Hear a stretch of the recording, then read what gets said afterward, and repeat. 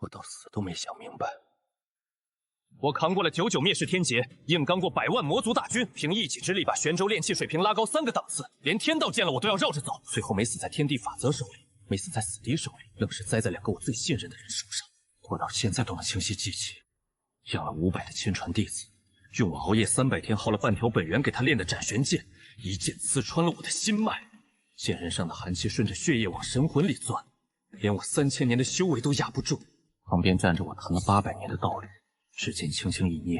就碎了我给他练的能挡3次致命攻击的护身玉佩，连半分犹豫都没有。脚下是我用了3000年的本命神器焚天炉，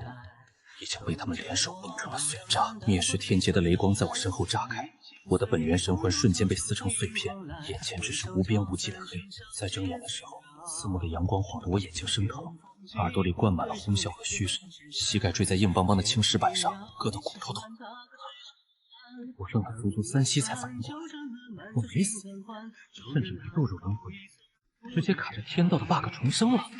魂穿到了青云宗一个跟我同名同姓，连生辰包字都差不了的16岁少年身上。更绝的是，我重生的这个时间点，正好是这具身体的原主给宗门里出了名的白莲花当众下跪表白，被人一巴掌扇晕过去的顶级社死现场。我能感觉到周围里3层外3层围满了看热闹的人，目光里全是鄙夷和嘲讽，脚边是被踩烂的野花，面前站着一个虎背熊腰的壮汉，正撸着袖子，拳头捏得咔咔响，一看就是这姑娘的头号舔狗。换做原主，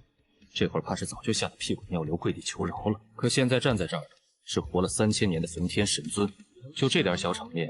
还不够我当年给焚天炉添柴火的阵仗大，连给我塞牙缝都没有。我慢悠悠地撑着膝盖站起来，拍了拍裤腿上的灰，全程连眼皮都没抬一下。周围的哄笑声瞬间就没了，我能感觉到几百道目光齐刷刷盯在我身上，满是不敢置信。毕竟没人见过这个平时连大声说话都不敢的怂包，居然敢在这种时候这么淡定。我扫了一眼面前的白衣姑娘，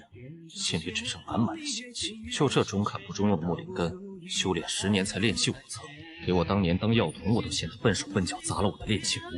原主居然能为了他下跪，简直是丢尽了我灵玄的脸。我随手把手里那束蔫了吧唧的野花扔在地上，这花的品相，给我烧炉子我都嫌烟大。旁边的壮汉瞬间就炸了，炼气7层的威压轰然散开，周围看热闹的人都下意识往后退。我能感觉到他砂锅大的拳头裹着土红色的灵气，朝着我的脸狠狠砸了过来。这一拳下去，就算是块大石头都能砸成粉末。周围的人都下意识闭上了眼，估计都以为我下一秒就要头破血流跪地求饶。可他们不知道，站在他们面前的是能把破铜烂铁炼成上古神器的神级炼师。我连脚步都没动一下，随手地上捡颗普普通通的小石，指尖催动了一丝筑基期都察觉不到的焚天神火，就这一丝火，足够把这颗破石子变成极品攻击法器。我随手一弹，石子带着破空声飞了出去，精准撞在了他的拳头上。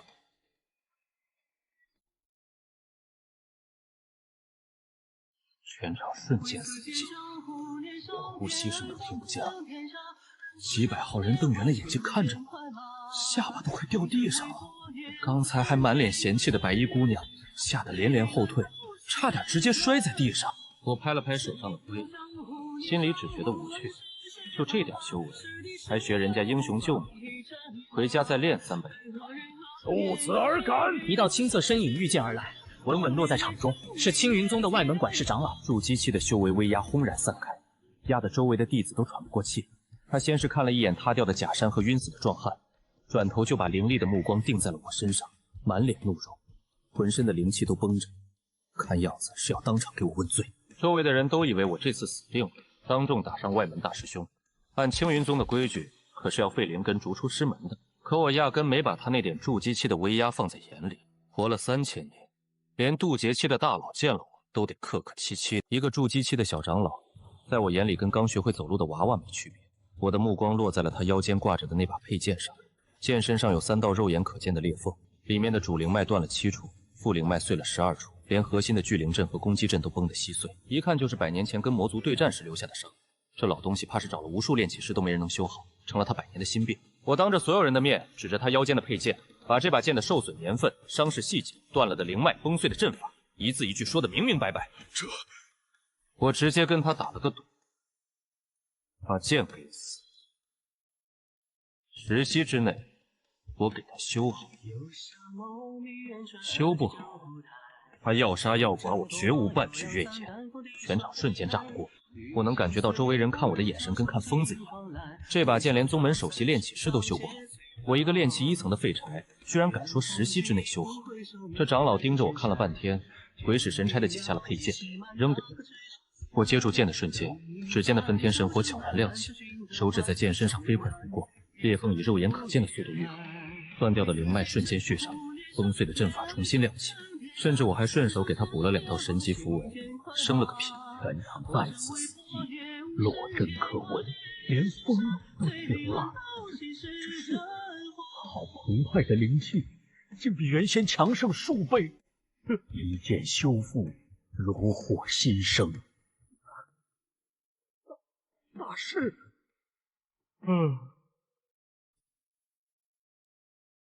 刚才的事是那2人先找的事，我正当防卫，没什么问题吧？是，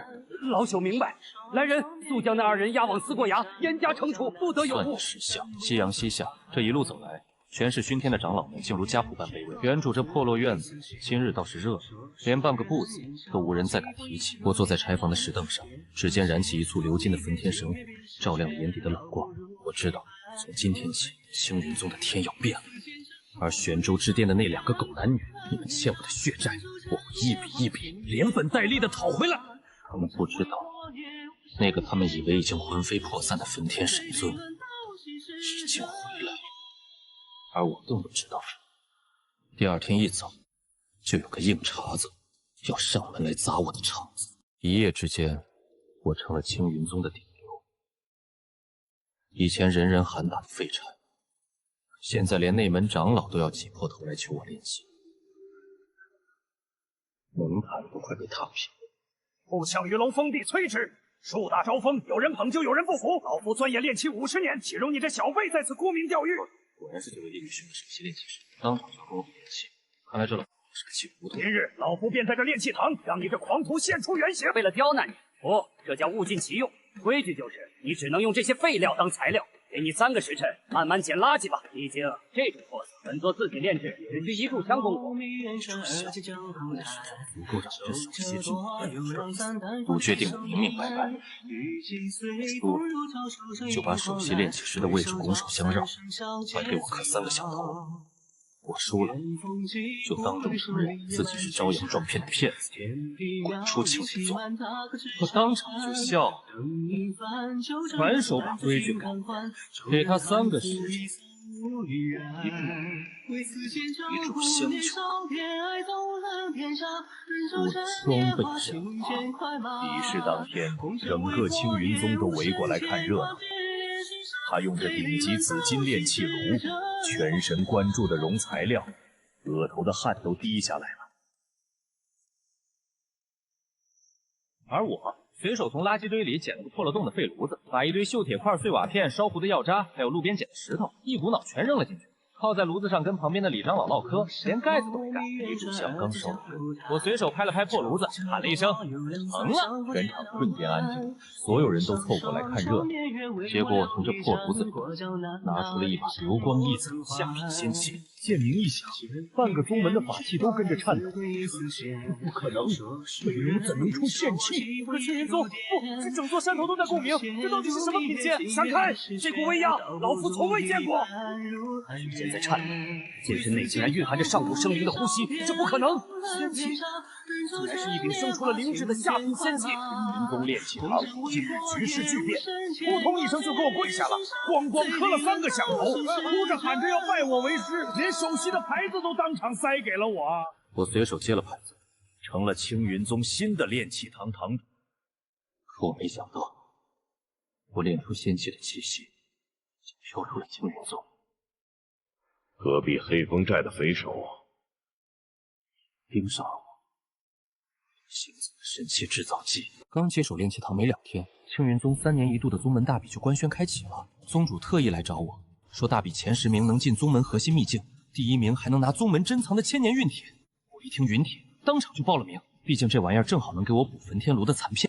结果我报名的消息一出，全宗门的弟子都哀嚎一片，脸都白了。谁也不想跟我这个随手能练出仙气的变态当对手，甚至有好几个已经报名的内门天才当场就退赛了。大比开赛当天，比武台周围围得水泄不通。我的第1场比试，对手是炼气8层的内门天才，手里拿着宗门给的上品法器长剑，站在台上腿都在抖，脸白得跟纸一样。我空着手走上台，全场瞬间沸腾。所有人都以为我要随手练个法器，一招秒杀对手。结果在万众瞩目下，我从兜里掏出来一个巴掌大的铜制小喇叭，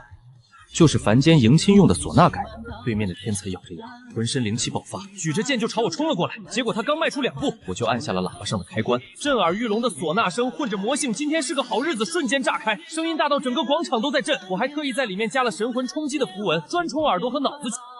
就这点实力，怎么可能？连他的肾都无法靠近！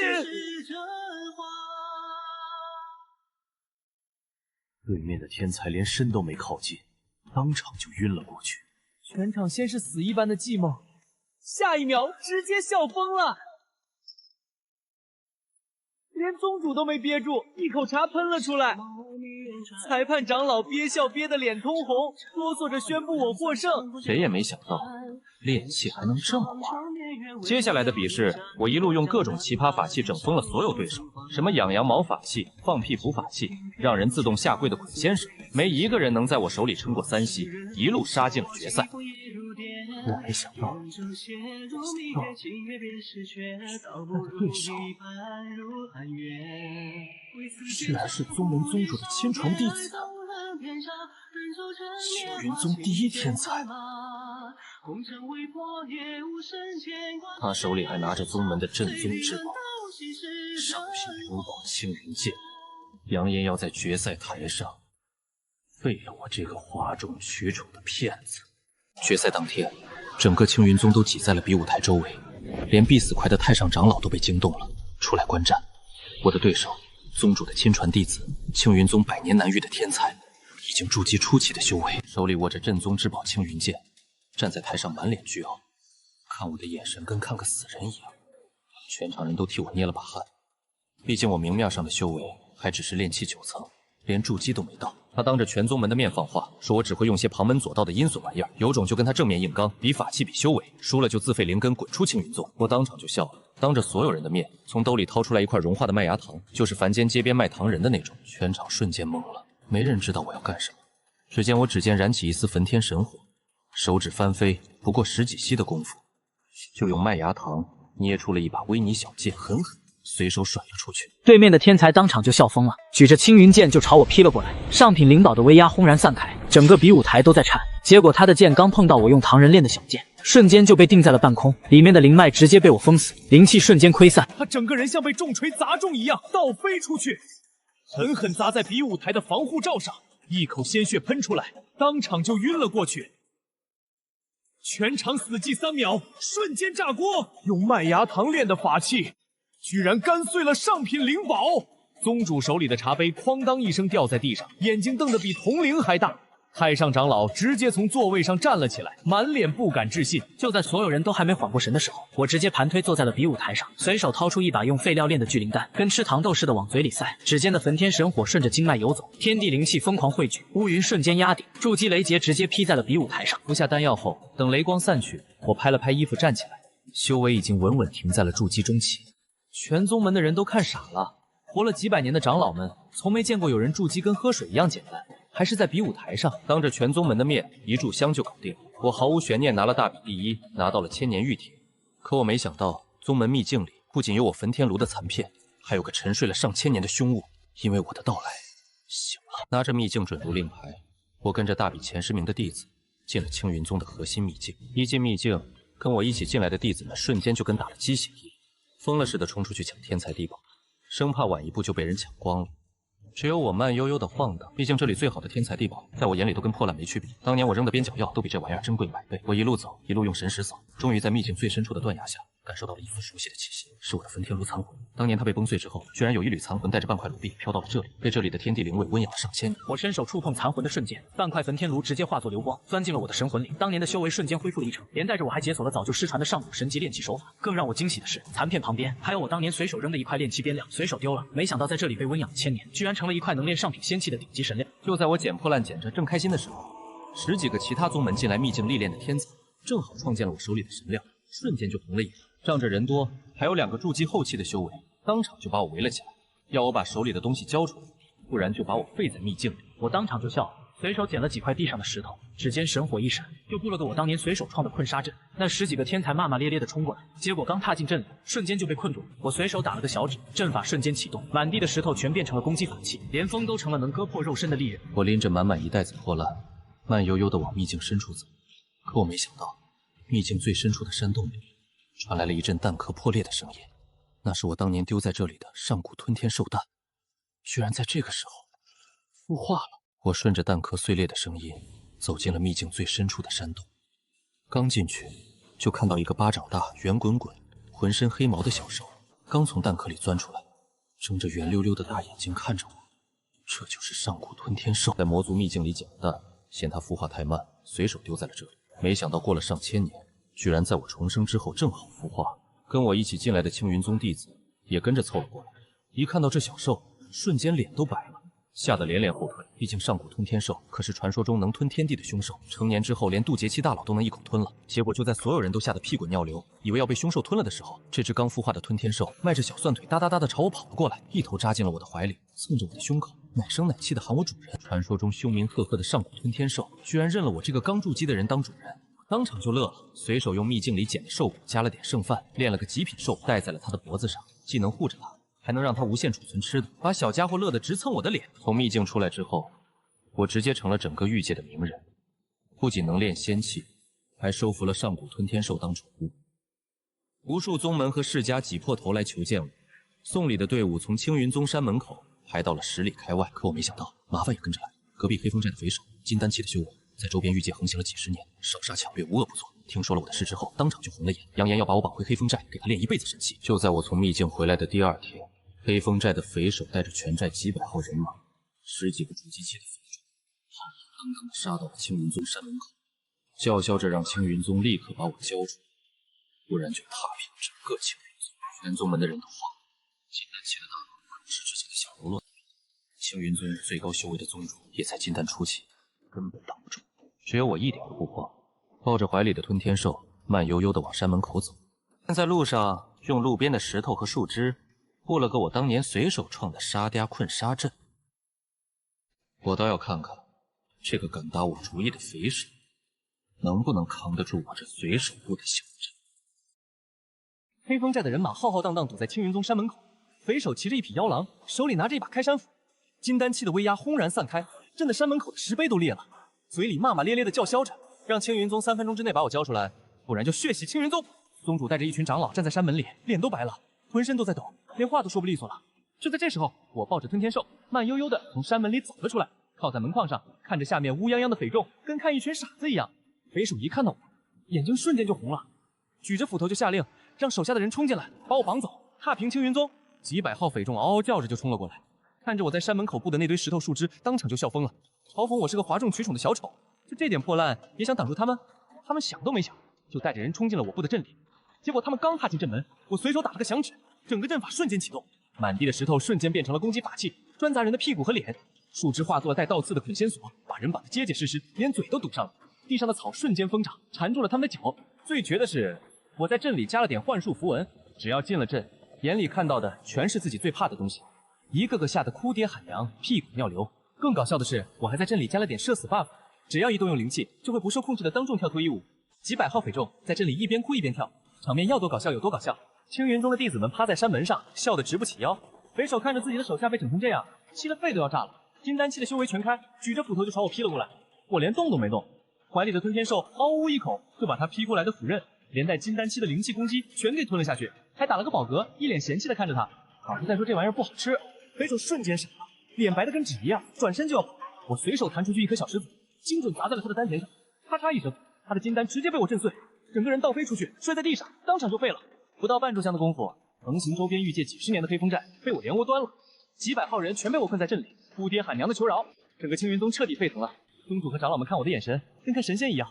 可我没想到，第2天一早，域界的最高掌权人域主大人居然亲自带着众礼登门拜访来了。跟他一起来的还有个从玄州中心来的硬茬子。域主亲自登门，毕恭毕敬的给我行了个大礼，连称呼都用的是大师，半点域主的架子都没有。他这次来是为了100年一度的域界炼器大会，全域界的顶级炼器师都会汇聚一堂，连周边好几个御界的大佬都会来观礼。他想请我当大会的压轴嘉宾，代表我们御界出战。我本来懒得去，结果他说这次大会的头奖是一块10万年的星空陨铁，正好能用来补全我的焚天炉，我当场就答应了。炼气大会当天，主城的广场上围得水泄不通，连周边几个御界的御主都来了，台上坐满了各个宗门的炼气大师，一个个穿着华丽的长袍，端着架子，满脸倨傲。结果我一上场，全场瞬间安静，紧接着就是哄堂大笑。毕竟我穿的还是青云宗的普通道袍，手里连个正经的炼气炉都没拿，跟台上那些拿着顶级炉鼎、穿着华丽长袍的大师比起来，跟个乡巴佬没区别。台上的大师们当场就开始嘲讽我，说青云宗没人了，居然派了个毛都没长齐的小子来。还有人说我就是个靠旁门左道、哗众取宠的骗子，根本不懂真正的炼气。我连搭理都没搭理他们。等到大会比试开始，规则是3个时辰内用主办方给的统一材料炼出品级最高的法器，谁赢谁就是第一。所有炼气大师都点燃了自己的本命火种，小心翼翼的熔材料、刻符文，全神贯注，连大气都不敢喘，生怕出一点差错。而我当着全御界几10万人的面，把主办方给的材料往地上一扔，直接抬起脚，用脚踩着材料，催动了焚天神火。全场闭着眼睛，连手都没抬一下，全场瞬间炸了，所有人都疯了，嘲讽声、骂声、哄笑声响成一片，说我不尊重炼气之道，是对所有炼气师的侮辱。主办方的长老当场就要把我赶出去，结果就在他们要冲上来的时候，我收回了脚，打了个响指，地上的材料瞬间凝聚成型，化作了一把流光溢彩的中品仙器，上面布满了神级符文，仙气威压轰然散开，整个广场上所有炼气师的炉鼎瞬间全炸了，全场瞬间死寂，落针可闻。刚才还嘲讽我的那些炼气大师，一个个脸白得跟纸一样，浑身发抖，连站都站不稳了。狱主当场就从座位上跳了起来，带头给我鼓掌，全场几10万人瞬间爆发出山呼海啸的欢呼。我毫无悬念拿了大会第一，拿到了10万年星空陨铁。可我没想到，大会刚结束，就有2个穿着黑色长袍的人拦住了我的去路。他们胸口的徽章是天眼宗的标志，也就是我那逆屠墨尘的宗门。他们说他们的宗主要见我。拦住我的2个天眼宗使者，修为都在金丹后期，身后还跟着10几个筑基期的护卫，一个个满脸倨傲，下巴抬得快上天了，看我的眼神跟看个下人一样，连半分客气都没有。他们张口就说，他们的宗主，也就是我的逆屠墨尘，看中了我的炼气本事，让我跟他们回天眼宗，给宗主当专属炼气师，还说这是我8辈子修来的福分，别给脸不要脸。我当场就笑了，真是踏破铁鞋无觅处，得来全不费工夫。我正愁没机会找我那好徒弟算账，他居然主动派人送上门来。这2个使者看我笑，当场就炸了，觉得我不识抬举，抬手就掀翻了旁边的炼气台，灵气威压轰然散开，扬言我要是不跟他们走，就当场废了我的灵根，砸了整个主城。周围的人都吓得连连后退，狱主和一众长老也围了过来，可他们根本不敢得罪天眼宗，那可是玄州之间的霸主宗门，随手就能捏死他们这个小御界。2个使者看没人敢拦着他，更是嚣张，抬手就朝我抓了过来。金丹后期的灵气全开，要把我当场拿下。我连脚步都没动一下，随手从旁边的摊子上拿了个木头做的痒痒挠，指尖神火一闪，不过一息的功夫，就给痒痒挠加了上百道符，随手甩了出去。2个使者的手刚碰到我，就被痒痒挠精准的怼在了身上。我刻在里面的符文瞬间启动，专找人身上的痒穴钻，连神魂都跟着引。2个金丹后期的大佬瞬间就绷不住了，手里的灵气瞬间退散，扔了兵器，蹲在地上疯狂挠痒痒，笑得眼泪鼻涕都出来了，在地上滚来滚去，哭爹喊娘的求饶，连体面都不要了。周围的人先是看傻了，下一秒直接笑疯了。谁也没想到，玄州霸主宗门的使者居然被一个痒痒挠整成了这副德行。我慢悠悠地走过去，踩着其中一个人的后背，从他们身上搜出了墨尘的令牌，还有一封密信，里面写着，要是我不肯跟他们走，就直接杀了我，把我的神魂带回去。我当场就乐了，随手给他们加了道禁制，让他们这辈子都碰不了炼气了，一碰就浑身发痒，然后一脚把他们踹出了主城，让他们滚回去给墨尘淡化。想要我的炼气术，就让他自己跪着来求我。2个使者连滚带爬的跑了，可我没想到，他们回去之后，把事情添油加醋的跟墨尘一说，墨尘当场就起了疑心，觉得我的炼气手法跟他死去的师尊，也就是我，太过相似，直接派了一位元婴长老，带着天眼宗的执法队来杀我。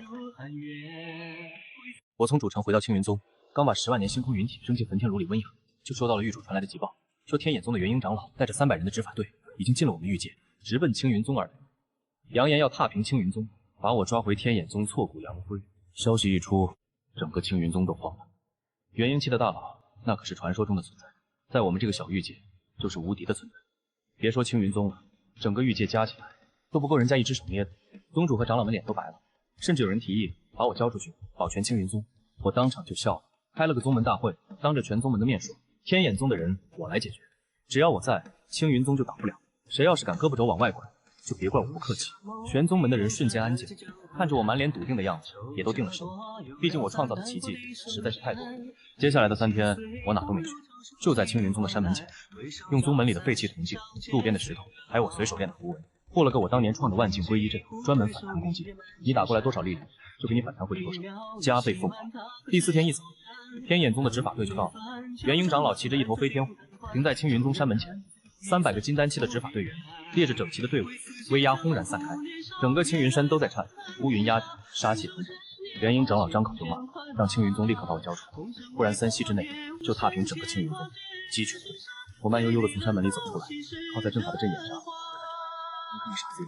元婴长老看我不识抬举，当场就怒了，元婴气的修为全开，抬手就朝着我劈出了一道灵气巨刃，能直接劈碎一座山的力量，朝着我狠狠砸了过来。300个执法队员也同时出去，无数的法术和法器铺天盖地的朝着青云宗砸了过来。我随手打了个响指，万境归一阵瞬间启动，无数的铜镜亮起金光，铺天盖地的攻击瞬间就被阵法全部接住，然后加倍反弹了回去，精准的朝着天眼宗的人砸了过去。元婴长老和执法队员们瞬间傻了，自己打出的攻击居然朝着自己飞了过来，躲都躲不进。一声惊天动地的巨响过后，烟尘散去，300个执法队员全被自己的攻击炸得重伤倒地，哭爹喊爹。元婴长老也被自己的灵气巨刃劈中，一口老血喷了出来，半边身子都被炸烂了，元婴都受了重创。我随手一挥，阵法里的捆仙索飞了出去，把他们全绑了起来，扔进了宗门的地牢里。整个青云宗瞬间沸腾，山呼海啸般的欢呼声响彻云霄。可我没想到，我在搜元婴长老身的时候，居然搜到了瑶池仙宗的邀请函，也就是我那前道里洛离的宗门，他要开100年一度的瑶池仙会，便请全玄州的顶级炼气师去修一件他珍藏的仙器，而那件仙器，居然是我当年亲手给他练的本命凤钗。拿着瑶池仙会的邀请函，我当场就乐了，真是瞌睡送来了枕头。我正愁没机会接近洛离，摸清他和墨尘的底细，他居然主动给我送来了机会。我当即就做了决定，伪装成一个散修炼气师去参加瑶池仙会。毕竟我现在的身份只是个小玉阶的炼气师，洛离和墨尘就算再怀疑，也不会把我跟他们以为已经魂飞魄散的焚天神尊联系到一起。为了保险起见，我随手用星空云铁的边角料练了个能遮掩神魂气息的面具，戴上之后，别说元婴气了，就算是渡劫期的大佬也看不出我的真实身份，还能改变我的容貌和气息，完美伪装。收拾好东西，我没带任何人，独自一人骑着吞天兽变小之后的模样，朝着瑶池仙宗的方向出发了。瑶池仙宗在玄州中心的瑶池圣地，离我们这个小玉界有几10万里的路程，路上要经过好几个险地，还有无数的劫匪和散修。果然，我刚走到半路，进入一片黑森林的时候，就被人盯上了。10几个修为在金丹期的劫匪从森林里冲了出来，把我团团围住，一个个满脸凶相，手里拿着兵器，眼里全是贪婪。他们看我孤身一人，年纪轻轻，骑着个小兽，以为我是哪个宗门出来历练的富家子弟，要抢我的东西，还要杀我灭口。他们张口就让我把身上的宝贝全交出来，不然就把我剁了喂妖兽。我当场就笑了，真是活腻歪，居然抢到我焚天神尊的头上来了。为首的劫匪看我笑，当场就怒了，举着大刀就朝我劈了过来。金丹期的灵气全开，杀气腾腾，我连动都没动，随手从路边拔了一根野草，指尖的焚天神火一闪，不过一息的功夫，就给野草加了几10道捆仙索符文，随手甩了出去。那根普普通通的野草，瞬间化作了一道金光，迎风就长，变成了一根布满符文的捆仙索。不过眨眼的功夫，就把10几个劫匪里3层外3层地绑了个结结实实，跟粽子一样，连嘴都堵上了。金丹期的灵气被封得死死的，动弹不得。10几个劫匪瞬间傻了，脸白得跟纸一样，满眼的恐惧。他们怎么也想不通，一根普通的野草，居然能把他们10几个金丹期的修士全给绑了。我随手搜了他们的身，把他们抢来的宝贝全收了，还顺便从他们嘴里问出了瑶池仙会的最新消息：洛离要修的那只本命凤钗，核心灵脉崩碎，全玄州的顶级炼气师都没人能修好。我随手给他们扔在了路边，让他们自生自灭，骑着吞天兽继续朝着瑶池圣地出发。可我没想到，就在我快到瑶池圣地的时候，居然遇到了当年被我救过一命的丹神。他一眼就认出了我指尖的焚天神火，当场就要给我跪下。遇到丹神的时候，我正骑着吞天兽在瑶池圣地外的镇子上买糖葫芦，他一眼就看到了我指尖不小心泄露的一丝焚天神火，瞬间就僵住了，快步走到我面前，盯着我看了半天，眼睛瞬间就红，扑通一声就要给我跪下。我赶紧扶住了他，毕竟我现在是伪装身份，可不能暴露了。当年他被裘家追杀，丹田被毁，是我随手给他炼了个护脉丹，帮他重修了丹田，才有了他现在的丹神之名。他对我的气息，就算是化成灰都认得。我把他拉到没人的地方，跟他说了我重生的事，他当场就气得浑身发抖，骂墨尘和洛离是狼心狗肺的狗男女，当场就要把全玄州的丹道势力都召集起来，帮我报仇。我赶紧拦住了他，现在还不是暴露的时候，让他帮我打掩护，就说我是他的忘年交，一个隐世的散修炼气师。丹神当场就答应了，第2天就带着我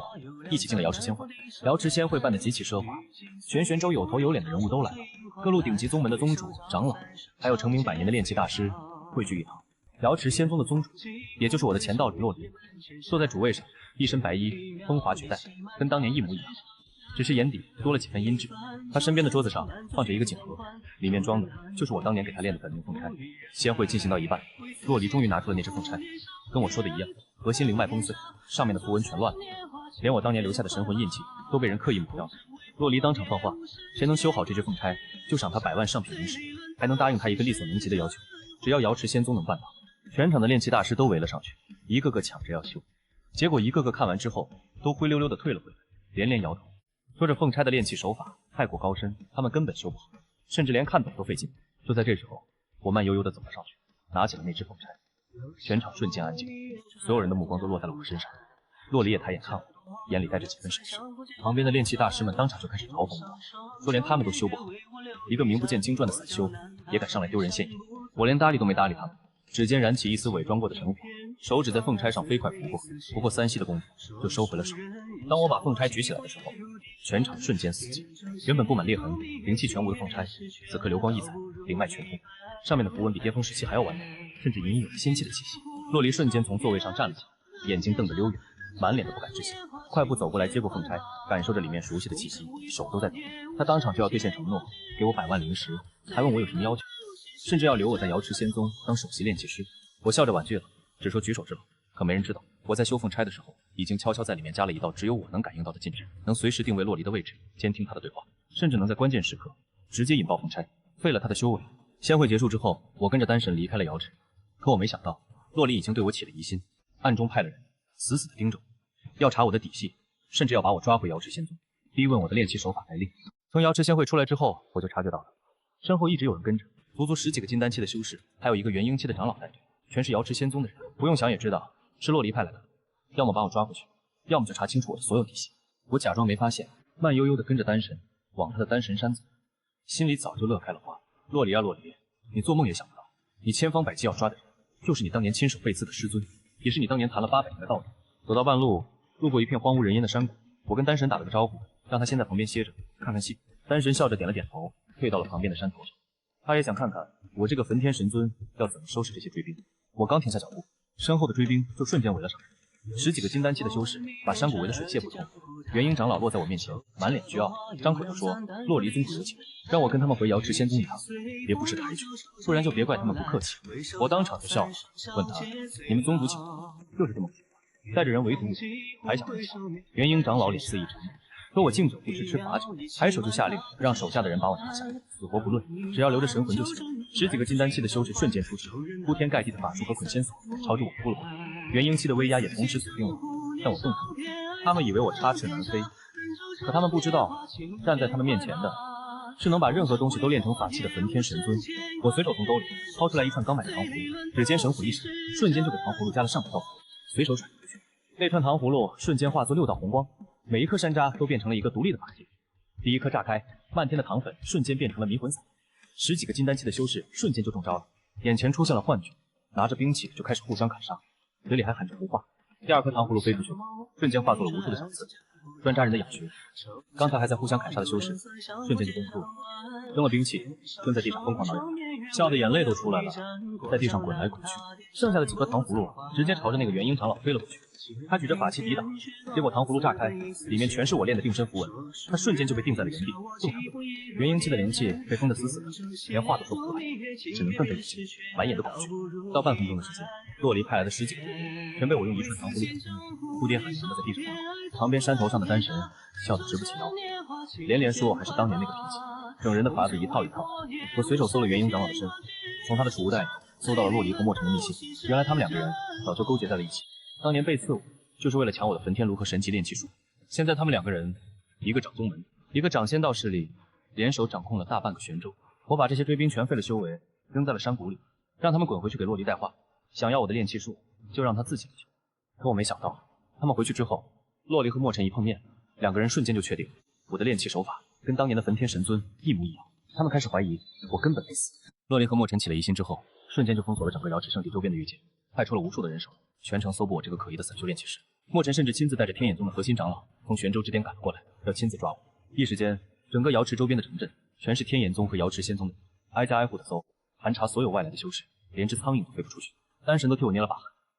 说要不先躲进他的丹神山避避风头。毕竟墨尘这次带了10几个元婴长老，还有渡劫期的太上长老跟着。哦，对了，我当场就笑了。躲？我为什么要躲？我正头没机会当面见见我这个小徒弟，看看他现在出息成什么样。我当场就换了身衣服，把伪装面具换了个模样，变成了一个头发花白的老头，推着个糖葫芦车，就这么大摇大摆的进了城。正好停在了墨尘他们下榻的客栈门口。丹神在暗处看着，心都提到了嗓子眼，生怕我被认出。可他不知道，我练的这个面具，别说墨尘只是个渡劫器，就算是仙人来了，也看不出我的真实身份。果然，没过多久，墨尘就带着一群长老从客栈里走了出来，满脸阴沉，张口就问手下的人有没有搜到那个可疑的练气师。手下的人都低着头，说搜遍了全城都没找到。墨尘当场就怒，一脚踹飞了带头的弟子，骂他们都是废物。我推着糖葫芦车，慢悠悠地凑了过去，吆喝着卖糖葫芦，刚出炉的糖葫芦，甜的很。墨尘身边的长老当场就怒了，要把我这个老头赶走，结果墨尘却抬手拦住，他盯着我手里的糖葫芦，不知道在想什么。我笑着递过去一串糖葫芦，说：“客官，来一团，刚做的，甜的很，吃了能消气。”墨尘盯着我看了半天，没看出任何破绽，随手接过了糖葫芦，拿在手里。我心里早就乐开了花，这串糖葫芦我可是特意加工过的，里面加了我独创的倒霉符文，只要戴在身上，3年之内喝水塞牙，走路摔跤，修炼走火入魔，雷劫都比别人的粗3倍。而且这符文只有5名级，连他自己都察觉不到。我还特意跟他搭话，说客官，我看你印堂发黑，最近怕是要有霉运了。我这糖葫芦能辟邪，你多吃点。墨尘身边的长老当场就要骂，结果墨尘却笑了，说我这老头有点意思，随手扔给我一锭金子，把整串糖葫芦都拿走，还当场就吃了一颗。我心里笑得快疯了，表面上却毕恭毕敬的谢了，推着糖葫芦车慢悠悠的走。我刚走没2步，就听到身后一声巨响，墨尘头顶的客栈牌匾突然掉了下来，正好砸在了他的头上，把他砸了个正着，头发都炸起来了，脸黑得跟锅底一样。暗处的丹神差点笑喷出来。我推着糖葫芦车大摇大摆地出了城，可我没想到，我刚出城，墨尘就察觉到了不对劲，他手里的糖葫芦居然有一丝熟悉的焚天神火气息。他瞬间反应过来，刚才那个卖糖葫芦的老头就是当场就带着人疯了似的追了出来。墨尘带着10几个元婴长老，还有几10万的天眼宗大军，疯了似的追了我整整3天3夜，一路从瑶池圣地追到了青云宗的地界。消息早就传回了青云宗，全宗门的人都慌了，毕竟那可是玄州霸主天眼宗的宗主，渡劫期的大佬，带着几10万大军，还有无数的高手，这要是打过来，青云宗瞬间就会被踏平，连渣都不剩。宗主和长老们连夜来找我，脸都白了，问我怎么办，要不要先跑路。我当场就笑，跑路？我好不容易把他引过来，怎么可能跑？当年他欠我的，今天正好先收点利息。接下来的2天，我带着青云宗的弟子，在青云山门前的平原上布了个我当年创的终极社死大阵，方圆100里全是阵眼，用的全是最普通的石头、树枝、镜子，甚至还有凡间的锣鼓唢呐，没人知道我要干什么。第3天一早，墨尘带着几10万大军，浩浩荡荡地杀到了青云山门前，黑压压的一片，看不到头。渡劫期的威压轰然散开，天地变色，乌云压顶，连空气都凝固。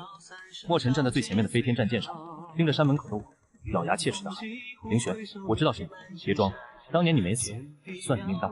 今天你要是乖乖出来投降，把焚天罗和神级炼气术交出来，我还能给你留个全尸；不然我就踏平青云宗，把你挫骨扬灰。”我靠在山门的门框上，笑着喊：“好徒弟，几百年不见，出息了啊！就带了这么点人，就想抓你师尊，未免太不够看了。”墨尘瞬间就炸了，确认了我的身份，当场就下令全军出击，踏平青云宗，死活不能。几10万大军瞬间出动，铺天盖地的法术、法器、战舰、炮口，全都对准了青云宗，朝着我狠狠砸了过来。那场面毁天灭地，仿佛要把整个青云山都夷为平地。我随手打了个响指，方圆100里的社死大阵瞬间全面启动。第1重阵法启动，所有打过来的攻击全被反弹了回去，几10万大军瞬间就被自己的攻击炸得人仰马翻，哭爹喊娘。第2重阵法启动，漫天的幻术符文亮起，所有冲进阵里的修士眼里看到的全是自己最社死的场面，一个个不受控制的扔了兵器，当众开始跳脱衣舞、跪地喊爸爸，连元婴长老都没能幸免，在阵里滚来滚去，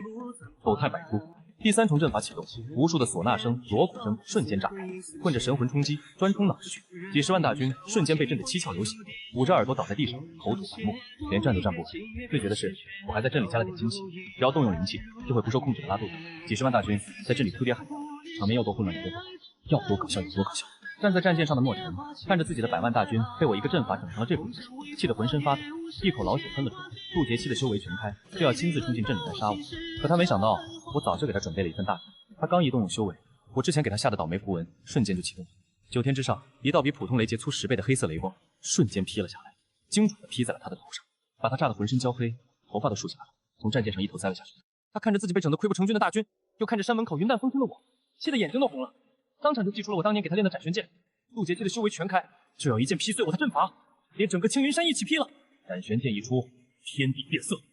当年我亲手练的神器威压轰然散开，整个青云山脉都在颤，连我布的大阵都开始微微晃动。全玄州盯着这场大战的各大宗门大佬，全都屏住了呼吸。知道墨尘是动真格的了，可他们不知道斩玄剑是我亲手练的，里面的每一道符文，每一条灵脉，我都了如指掌。甚至我当年在里面留了一道只有我能触发的禁制。我看着墨尘举着斩玄剑朝我劈过来，不仅没躲，反而笑了，随手打了个响指，喊了一声定，瞬间墨尘手里的斩玄剑直接定在了半空，任凭他怎么催动之物都动弹不了，里面的灵气瞬间溃散，甚至反过来死死地锁住了他的修为。墨尘瞬间傻了，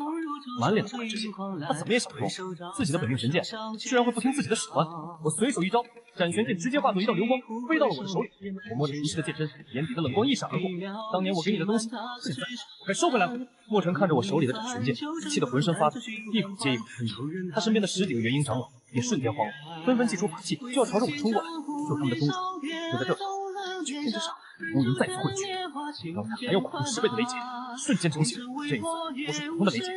专门针对神级炼气师的9天神火雷劫。因为我刚才推动了斩玄剑里的神级禁制，惊动天道，黑色的雷光带着毁天灭地的力量，朝着我狠狠劈了下来。墨尘和一众长老瞬间大喜，疯狂大笑，说我触动了天威，天道都要收我，这次我死定了。全玄州盯着这边的大佬们，也都以为我要凉了。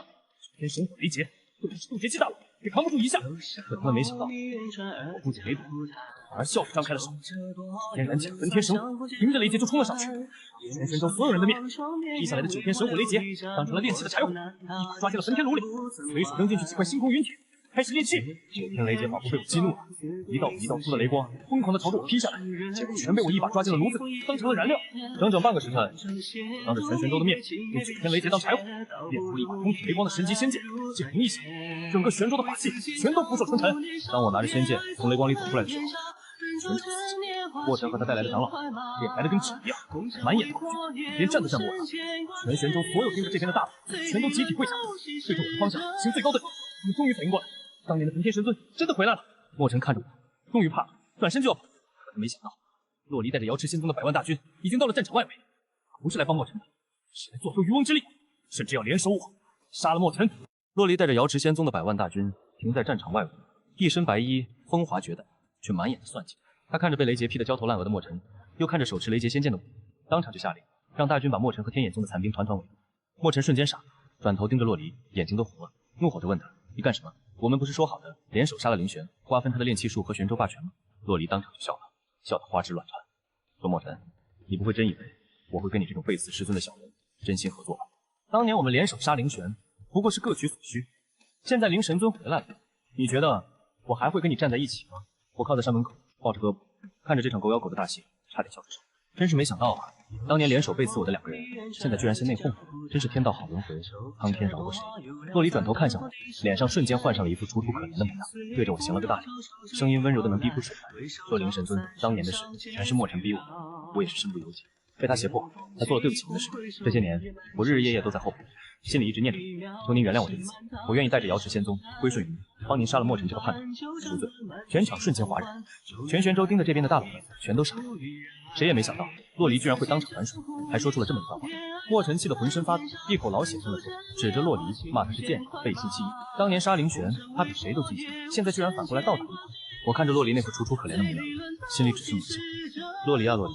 你跟了我800年，你以为我不知道你是什么样的？你心里那点小九九，在我眼里跟透明的一样。你不过是看我现在实力恢复，墨尘没了利用价值，想踩着他来我这里讨好处，顺便洗白自己罢了。我当场就笑了，对着洛离说：“哦，是吗？当年捏碎我给你的护身玉佩的时候，你可不是这么说。当年跟墨尘联手，用斩玄剑刺穿我心脉的时候，你也不是这么说。”洛离的脸色瞬间一白，脸上的楚楚可怜瞬间僵住，眼神里闪过一丝慌乱。我继续说：“想让我原谅你也可以，墨尘现在就在这里，你亲手杀了他，我就考虑考虑。给你个赎罪的机会。”洛离的眼睛瞬间亮了，没有半分犹豫，当场就祭出了自己的本命法器，朝着墨尘就劈了过去。渡劫期的修为全开，招招致命，根本不给墨尘任何活路。墨尘本来就被我整个重伤，现在又被洛离偷袭，瞬间就落入了下风，被打得节节败退，一口接一口喷血。2个人当场就在战场中央打了起来，100万天眼宗大军和瑶池仙宗大军也瞬间厮杀在了一起，场面混乱不堪，狗咬狗的大戏看得我津津有味。可我没想到，就在2个人打得两败俱伤的时候，他们居然突然停手，同时转头朝着我攻了。原来他们刚才的内讧全是装的，就是为了麻痹我，给我来个出其不意的偷袭。墨尘和洛离居然玩了一手假内讧，真偷袭。2个人刚才打得你死我活，全是演给我看的。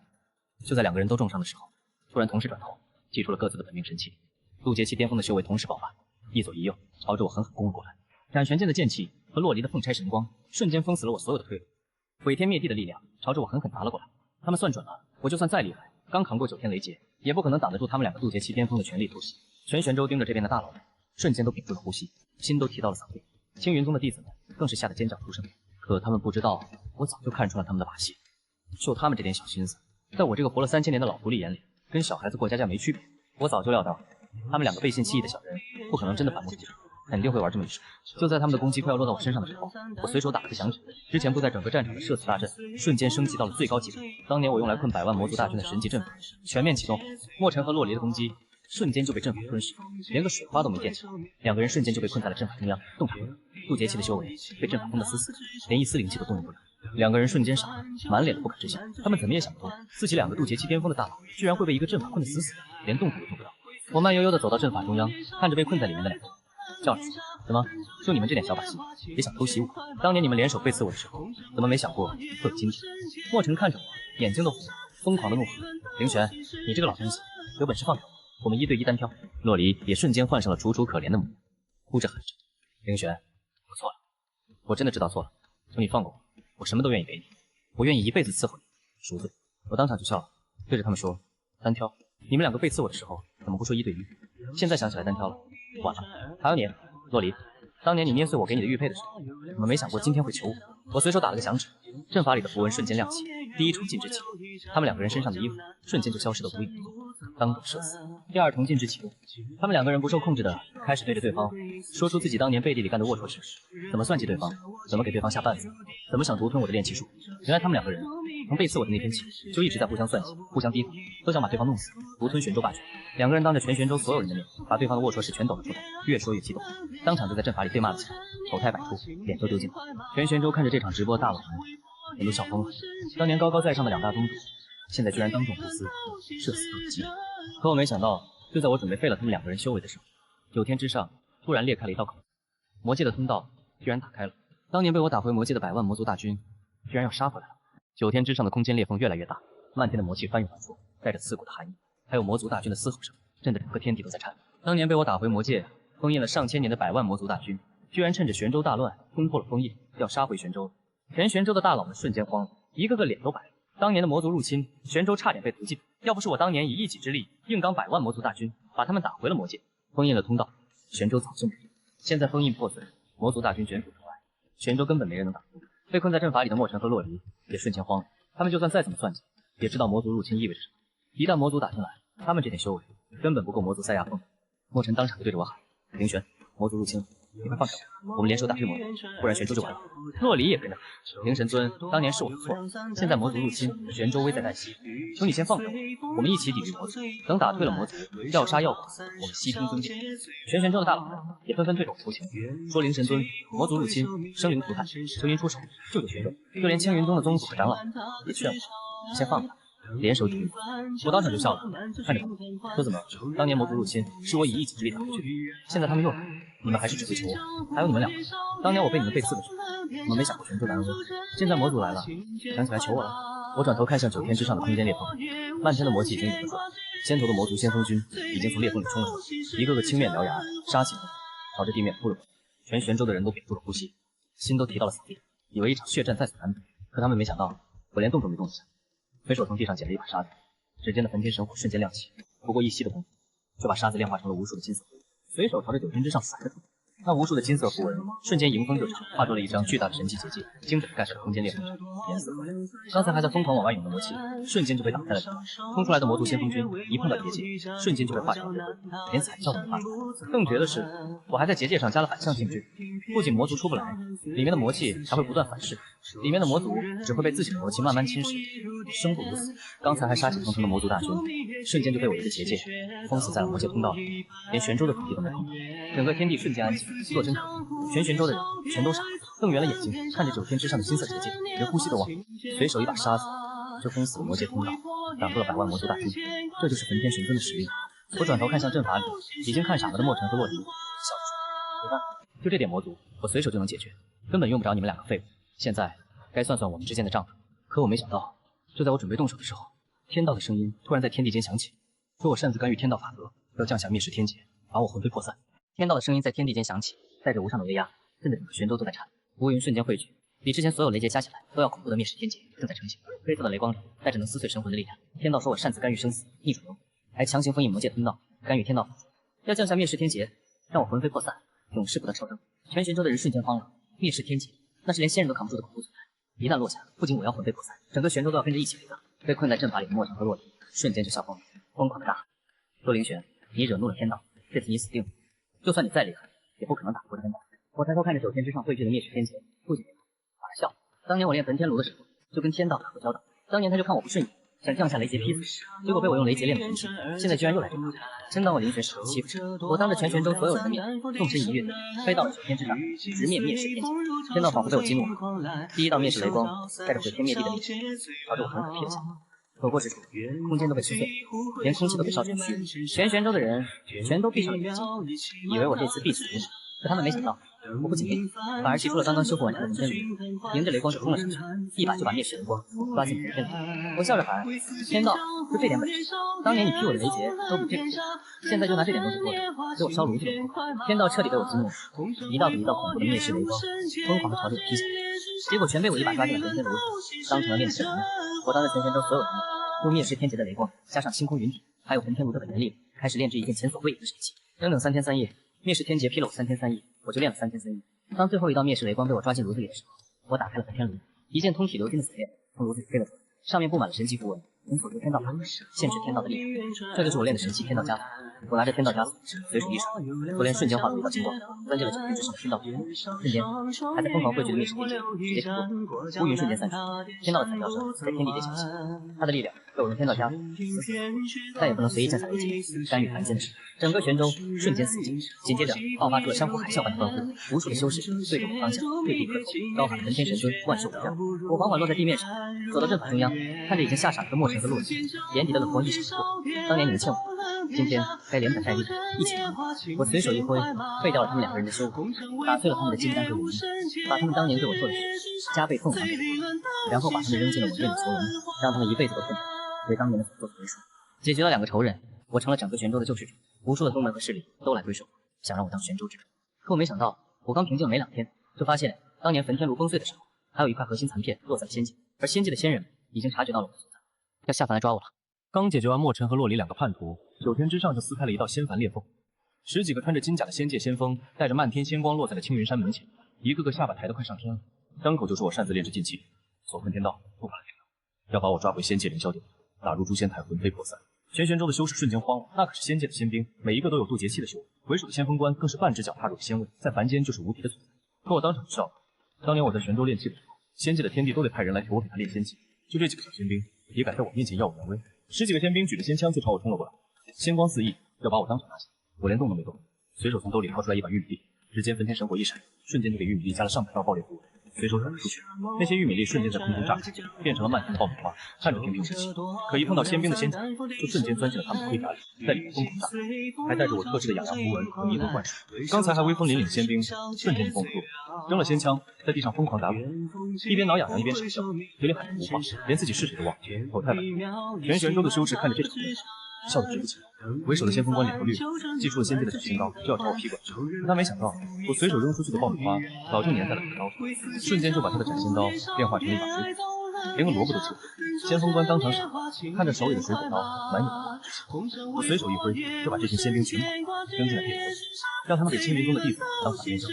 可我没想到，这群先锋只是前手，仙界的上仙已经带着专门克制炼气术的死仙王亲自下凡，扬言要把我挫骨扬灰，连玄州一起夷为平地。仙界的上仙带着300仙兵，浩浩荡荡的从仙凡裂缝里下来了。为首的是仙界的炼气司司长，手里拿着天帝亲赐的锁仙尾，据说能锁住世间一切法器和神火，专门为了克制我而来。他一落地就张口骂我是凡间的野修，竟敢亵渎天威，戏耍仙兵，让我立刻自废修为，跟着他回仙界领罪，不然就用锁仙网把整个玄州的修士全都抓回仙界当奴隶。全玄州的修士瞬间都紧张了起来，锁仙网可是仙界的至宝，连真正的上仙都能锁住，更何况我只是个凡间修士。可我当场就笑了，真是班门弄斧，在我这个神级炼气师面前，拿个破网就敢说能克制炼气术，未免太可笑了。上仙看我不识抬举，当场就怒了，抬手就把锁仙网扔了出来。金色的大网遮天蔽日，带着能封禁一切灵气和法器的力量，朝着我狠狠照了过来，瞬间就把我困在了网里。上仙当场就疯狂大笑，说我也不过如此，还不是被他的锁仙网困住。全玄州的修士心都提到了嗓子眼，以为我这次栽了。可他们没想到，我不仅没慌，反而伸手摸了摸锁仙网，啧啧称奇，说这网的材料还不错，正好给我改个东西。我指尖的焚天神火悄然亮起，这锁仙网能锁住普通的神火，可锁不住我这混沌级别的焚天神火。不过3息的功夫，我就把锁仙网的符文全改了，反手把网一收，直接朝着上仙照了过去，瞬间就把他困在了里面。他的仙力被封得死死的，动弹不得。上仙瞬间傻了，疯狂挣扎，可越挣扎网收的越紧。我随手从路边捡了个树杈和橡皮筋，指尖神火一闪，不过1息的功夫，就练了个极品仙气弹弓。随手捡了颗小石子，朝着上仙的屁股就弹了过去。一石子下去，上仙嗷的一声惨叫，疼得眼泪都出来了，在网里滚来滚去，哭爹喊娘。刚才的威风荡然无存。300新兵看着自家上仙被一把弹弓打哭了，瞬间就慌了，转身就要跑，结果被我反手用锁仙网全给捆在了一起，跟串糖葫芦似的。我把这群仙界的俘虏全扔进了青云宗的矿场，让他们给我挖矿练法器。可我没想到，仙界得知消息，彻底震怒，直接开启了完整的仙凡通道，100万仙兵压境，要踏平整个玄州，连天帝都要亲自出手了。仙界彻底疯了，直接开启了万年未开的完整仙凡通道，100万仙兵浩浩荡荡的从裂缝里涌了出来。遮天蔽日，星光把整个玄州的天空都照亮了。为首的是仙界的4大天王，每一个都有金仙修为，扬言3天之内踏平玄州，把我抓回仙界，凌迟处死。整个玄州的修士都慌了，100万仙兵最低都是渡劫期的修为，还有4大金仙坐镇，这股力量足以瞬间踏平整个玄州，连还手的余地都没有。各大宗门的宗主都连夜来找我，脸都白了，问我怎么办，要不要先避避风头？我当场就笑了，避风头？我焚天神尊活了3000年，从来就不知道避风头这3个字怎么写。100万仙兵又如何？在我眼里，跟一群送材料的快递员没区别。接下来的一天，我带着玄州的修士，在玄州边境的大河旁布了个我当年创的万仙最大阵，用的材料不是别的，就是这条大河里的河水，还有我随手练的几枚最仙符，连块正经的天才地符。第二天一早，100万仙兵浩浩荡荡地杀到了大河旁，4大天王看着我布的大阵，当场笑疯了，嘲讽我是黔驴技穷，用河水布阵，简直是侮辱仙界的仙兵。他们想都没想，就带着100万仙兵踏空朝着大河对岸冲了过来，要一举踏平玄州。就在他们冲进大阵的瞬间，我随手打了个响指，万仙最大阵瞬间全面启动，整条大河的河水瞬间沸腾起来，里面的最仙符文全面启动，化作了漫天的酒气，无孔不入。就算是闭气，用仙力护体，都挡不住这酒气往神魂里钻。更绝的是，这酒气是我专门针对仙力练的，仙力越醇厚，沸得越快。刚才还威风凛凛的100万仙兵，瞬间就中招了，一个个头晕目眩，手里的兵器哐当哐当往地上掉，点上了通火，站都站不稳，跟喝了千金烈酒一样。不过半炷香的功夫，100万仙兵全醉倒了，一个个躺在地上耍酒疯，有的抱着石头喊兄弟，有的脱了衣服在河里游泳，有的对着空气磕头认错，丑态百出，场面要多搞笑有多搞笑。4大金仙也没能幸免，醉得东倒西歪，抱着彼此哭着喊着想家，连自己是谁都忘了。全玄州的修士看着这场面，先是傻了，紧接着就爆发出了山呼海啸的欢呼。谁也没想到，毁天灭地的100万仙兵，居然被我用一河水全给放倒了。可我没想到，就在我收拾这群醉仙兵的时候，9天之上的仙界至尊，也就是天帝，居然亲自撕裂了空间，降临在了玄州。他身上的威压，比100万仙兵加起来还要恐怖，要亲手镇压我这个凡间逆仙。天地降临的瞬间，整个天地都安静了，无边无际的仙威铺天盖地而来。整个玄州的山脉都在颤，连空气都凝固了。刚才还在耍酒疯的仙兵，瞬间就清醒了，吓得跪在地上，连头都不敢抬。天帝一身龙袍，站在9天之上，眼神冰冷地盯着我，张口就说我触犯天条，所困天道，戏耍仙兵，罪大恶极，要我立刻束手就擒，不然就亲手抹除我的神魂，让整个玄州给我陪葬。全玄州的修士瞬间就跪了下去，在天帝的威压下，连抬头的勇气都没有，只有我一个人站在原地，抱着胳膊，抬头看着他，不仅没怕，反而笑了。我看着他那张脸，越看越眼熟，终于想起来了。这小子不就是当年我在昆仑虚炼丹的时候捡到的那个快饿死的小童子吗？当年我看他可怜，随手给了他一枚炼废的丹药，帮他开启了灵根，还教了他几年的基础修行和炼气手法。没想到几百年不见，他居然当上仙界的天帝了。天帝看我不仅不怕，还对着他笑，当场就怒了，抬手就祭出了天地剑，要一剑劈了我。可就在他的天地剑快要落到我头上的时候，我指尖燃起了一丝焚天神火，随手捏了个我当年独创的炼气手诀。天帝看到这个手诀，还有我指尖的焚天神火，瞬间就僵住了。手里的天地剑哐当一声掉在了地上，眼睛瞪得溜圆，死死地盯着我，嘴唇都在抖。他愣了足足10息，突然从9天之上一头栽了下来，扑通一声跪在了我面前，咣咣咣就磕了3个响头，声音都带着哭腔，喊着师尊，真的是你，弟子终于等到您回来了。全场瞬间死寂，落针可闻。刚才还威风凛凛，要灭了整个玄州的天帝，居然给我跪下了，还喊我师尊。全玄州的修士还有跪在地上的仙兵，全都傻了，眼睛瞪得比铜铃还大，下巴都快掉地上，连呼吸都忘了。我笑着扶起了他，说你小子几百年不见，出息了啊！都当上天帝了，还敢带着人来抓你师尊？天帝瞬间脸就红了，连连道歉，说自己有眼不识泰山，不知道是师尊回来了，罪该万死，当场就要把仙界的炼气司还有所有的仙财宝库全都送给我赔罪。我也没跟他客气，收下了宝库，顺便问他有没有见过焚天炉的核心残片。天帝当场就说，当年确实有一块带着神火气息的残片，落在了仙界的禁地时空裂缝里，只是那里面危险重重，连他都不敢进去。可我没想到，就在我准备闯仙界禁地的时候，禁地深处的时空裂缝里突然传来了一股熟悉的神魂气息，跟我一模一样，甚至比我现在的神魂还要强大。确定了焚天炉的核心残片就在仙界禁地，我当天就跟着天帝去了仙界。一进仙界，我直接看傻了，遍地都是当年我随手扔的炼器边角料，在凡间抢破头的仙材，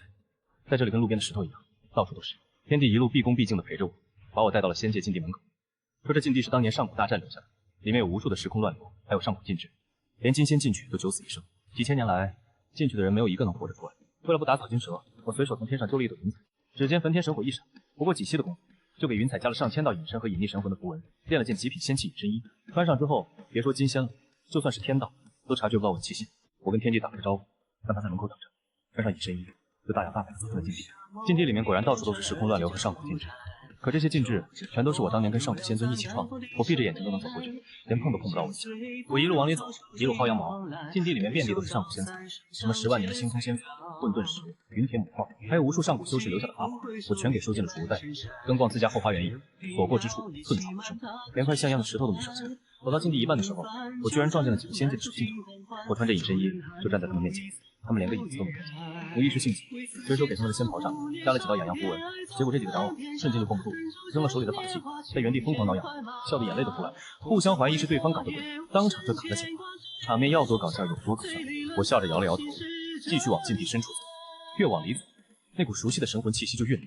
跟我同根同源，一模一样。终于，我走到了禁地最深处的时空裂缝前，在这里，我感受到了焚天炉核心残片的气息，还有那股熟悉的神魂气息，就在裂缝里。可我没想到，就在我准备踏入裂缝的时候，裂缝里面突然走出来一个跟我长得一模一样的白衣男子。他看着我，笑着说：“本尊，你终于来了，我等了你3000年。”看着眼前这个跟我长得一模一样的白衣男子，我瞬间就愣住了。他的神魂跟我同根同源，甚至连焚天神火的气息都分毫不差。他就是我当年分裂出去的善念分身。当年我冲击神级炼气师的时候，为了不被心魔干扰，把自己的善念全部分裂了出去，炼化成了分身，让他替我守护玄州的安宁。没想到3000年过去，他居然一直待在这仙界禁地的时空裂缝里。分身笑着跟我说，当年我被墨尘和洛离背刺，神魂碎裂的时候，是他拼尽了全力护住了我的一丝本源神魂，还把焚天炉的残片四散出去，就是为了不让墨尘和洛离抢走，给我留下了重生的机会。我心里瞬间百感交集，对着他抱了抱拳，说了声谢谢。可他接下来的话直接给我整个人都炸懵了，一个藏了3000年的惊天秘闻就这么被他揭开。他说当年墨尘和洛离联手背刺我，根本就不是他们自己的主意，他们两个不过是别人手里的棋子罢了，真正在背后操控一切的是仙界的执法天尊。当年他觊觎我的焚天炉和神级炼气术，想把我炼化成他的器灵，掌控整个3界的炼气法则，所以才蛊惑了墨尘和洛离，给了他们誓师的胆子和力量。甚至连当年的魔族入侵、天道降下灭世天劫，全都是执法天尊在背后搞的。他就是想趁着我渡劫虚弱的时候，联手魔族和我的徒弟道理，一举把我弄死，抢走我的一切。我当场就笑了，眼底的冷风快溢出来。活了3000年，居然有人敢在我背后玩这种阴招，还把我耍得团团转。这个执法天尊真是活腻歪。就在这时，禁地外面突然传来了震天的喊杀声，无数的仙兵仙将把整个禁地团团围住，漫天的禁制瞬间启动，封死了所有的出路。分身脸色一变，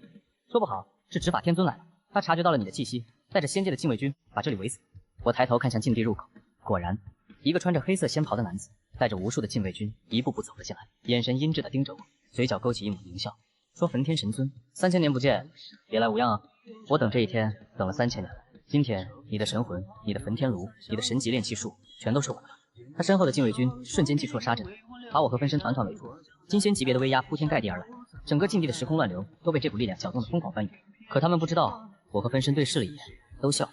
3000年了，该算总账的不止墨尘和洛离，还有这个背后搞鬼的执法天尊。执法天尊带着10万禁卫军，把我和分身团团围在了禁地深处。他看着我，满脸的志在必得，说当年没能彻底弄死我，是他这辈子最大的遗憾。今天他就要补全这个遗憾，把我的神魂抽出来，炼化成他的器灵，让我永生永世给他当炼器的奴隶。他身后的禁卫军瞬间启动了仙界最顶级的诛仙杀阵，无数的仙界仙炮全都对准了我和分身，毁天灭地的力量瞬间锁定了我们，连时空都被这股力量冻结了。全仙界的大佬都通过水镜盯着禁地里的这场大战，所有人都以为我这次必死无疑。执法天尊可是仙界仅次于天地的顶级强者，修为已经到了仙尊级别，还有10万禁卫军的诛仙杀阵，就算是2个焚天神尊也不可能挡。可他们没想到，我和分身不仅没慌，反而相视一笑。下一秒，我和分身同时催动了焚天神火，2道一模一样的金色神魂瞬间融合在了一起。我和分身的神魂也在这一刻彻底合二为一。3000年的善念，加上我重生归来的杀伐之力，瞬间融为一体。我的修为直接从半仙境界一路飙升，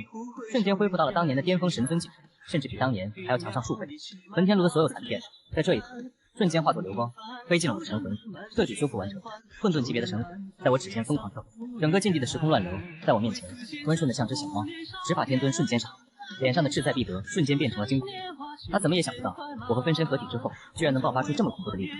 连他的仙尊威压在我面前跟微风没区别，当场就慌了，怒吼着下令让禁卫军启动杀阵，杀了我。10万禁卫军同时出手，铺天盖地的攻击朝着我狠狠砸了过来。可我连动都没动一下，随手一挥，所有的攻击瞬间就被焚天神火吞噬，连个水花都没溅起。我看着惊慌失措的执法天尊，笑着说：“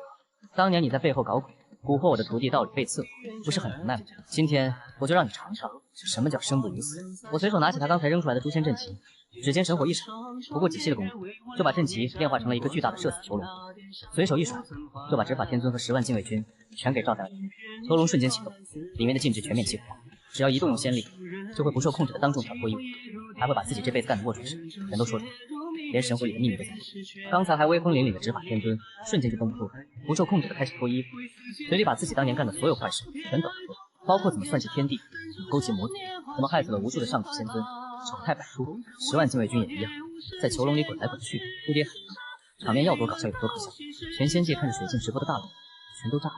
没想到执法天尊居然是这么个龌龊小人，天帝当场就下令撤了执法天尊的所有职责，把他永远关在囚笼里，永世不得超生。可我没想到，就在我解决完执法天尊的时候，3界之外突然传来了一股恐怖的力量，当年被我锁住的天道居然被执法天尊的余党解开了枷锁，彻底失控。灭世黑潮已经开始席卷3界了。执法天尊的余党在他被抓之后狗急跳墙，居然用自己的神魂献祭，解开了我给天道下的枷锁，失去了束缚的天道彻底失控。9天之上裂开了无数的口子，漆黑的灭世黑潮从裂缝里疯狂涌出来，所过之处山川崩塌，生灵涂炭，连仙界的屏障都被黑潮撕开了一道大口子。灭世黑潮里带着能吞噬一切的混沌之力，不管是凡人、修士还是仙兵仙将，只要被黑潮碰到，瞬间就会被吞噬的连神魂都不剩。短短半天的时间，泉州已经有1/3的土地被黑潮吞噬，仙界也岌岌可危，无数的仙山被黑潮吞没，天帝带着仙界众天拼尽全力抵挡，可还是节节败退，根本挡不住灭世黑潮的侵蚀。3界的众生全都陷入了绝望，无数的修士和凡人跪在地上，对着我的方向祈祷，求我出手救救3界。天帝也带着仙界所有的大佬跪在我面前，求我出手。可只有我能救活3界。我看着漫天席卷的灭世黑潮，看着下面绝望的众生，不止笑。当年我能以一己之力挡住100万魔族大军，今日我照样能挡住灭世黑潮，护住3界众生。我纵身一跃，飞到了9天之上，